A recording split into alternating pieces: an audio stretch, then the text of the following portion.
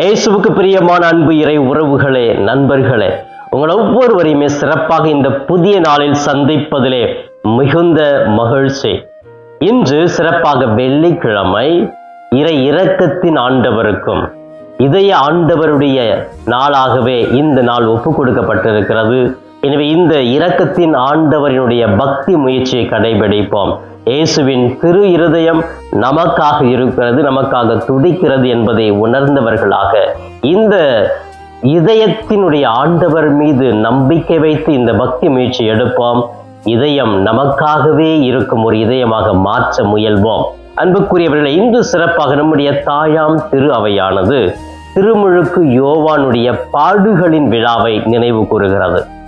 திருமுழுக்கு யோவானுடைய பிறப்பு விழாவை கொண்டாடினோம். மிக சிறந்த விழா. அவர் பிறந்தது இந்த மானிடத்தை மீட்பதற்காக, இயேசுவின் வருகையை ஆயத்தம் செய்வதற்காக என்று நாம் விழா கொண்டாடினோம்.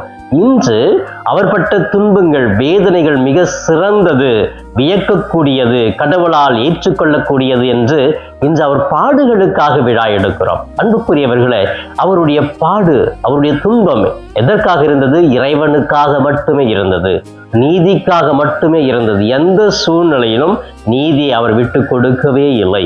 இறுதி மூச்சை விடும் வரை அவர் நீதியோடு வாழ்ந்தார். அதனால்தான் அவருடைய துன்பம் ரொம்ப கடுமையாகவே இருந்தது. அதற்காக தாயாம் திரு அவையானது மிக சிறந்த விழாவை இன்று எடுக்கிறது.